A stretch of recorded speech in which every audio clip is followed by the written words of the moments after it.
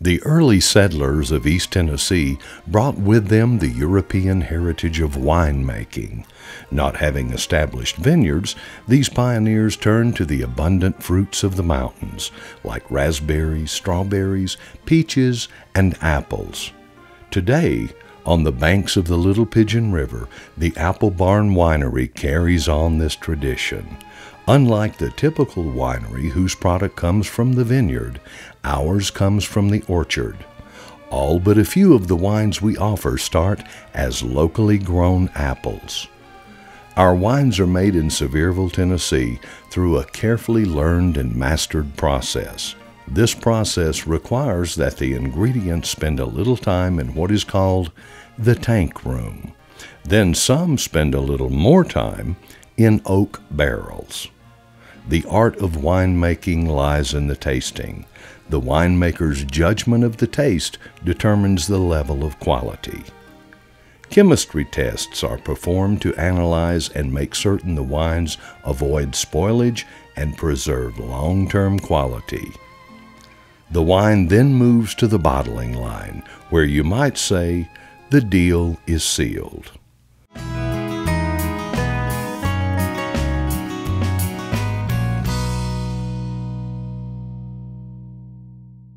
The most important step in winemaking lies in the fermentation. Yeast is introduced to the fruit juice along with nutrients consisting of nitrogen and B-complex vitamins. The yeast converts the sugar into alcohol, carbon dioxide, and heat. Part of the process in winemaking is the elimination of tartrates. Tartrates are crystals that form when wine is exposed to low temperatures. To prevent these crystals from forming in your bottle, winemakers stabilize the wine by putting it through a cold stabilization process, where it is exposed to temperatures below freezing to encourage the tartrates to crystallize and collect on the inner walls of the tank. Once this process is completed, the wine will then be transferred to another tank, leaving the tartrates behind.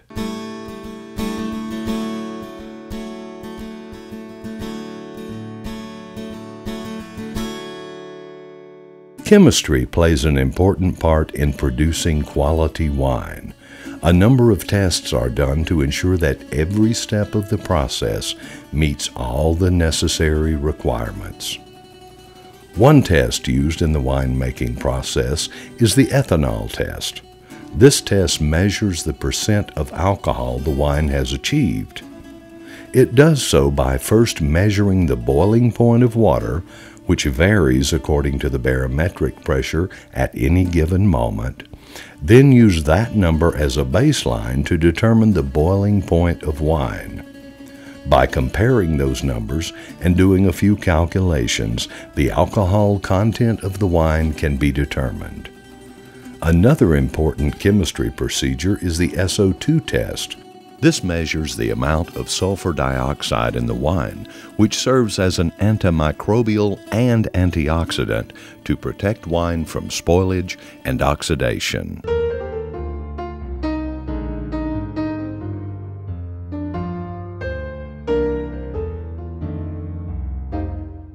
Some of our wines are matured in oak barrels.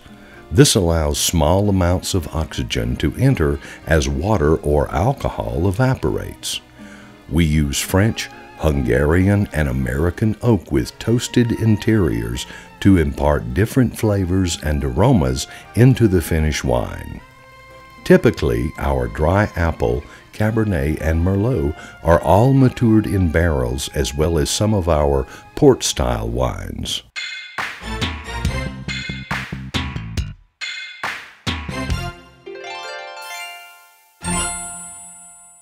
The bottling of wine is a bit more complicated than simply filling a bottle with wine. The bottle must first be rinsed out to eliminate any dust particles. Oxygen is then vacuumed from the bottle and replaced with carbon dioxide. Next, the bottles are filled with wine. As the wine enters the bottle, the carbon dioxide is pushed out, leaving nothing in the bottle but wine. A small amount of wine is taken out of the bottle to allow room for the cork. Next, the bottles are labeled and the wine begins its journey to your glass.